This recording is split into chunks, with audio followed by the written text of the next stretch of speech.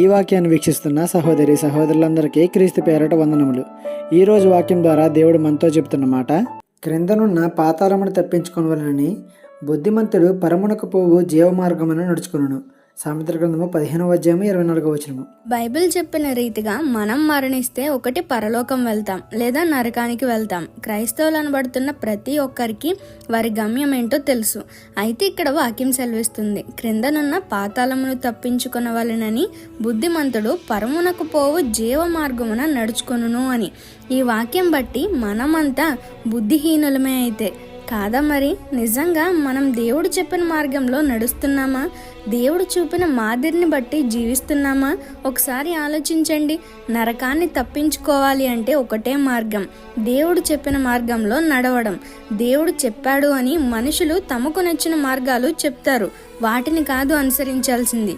Bible అనే గ్రంథాన్ని దేవుడు మన చేతుల్లో ఉంచాడు. చదవండి, పరమునకు మార్గం ఏదో మీకే తెలుస్తుంది. ఈ చిన్న సువార్త పరిచర్యలో మీ సహోదరులు. God bless you. ఆమేన్.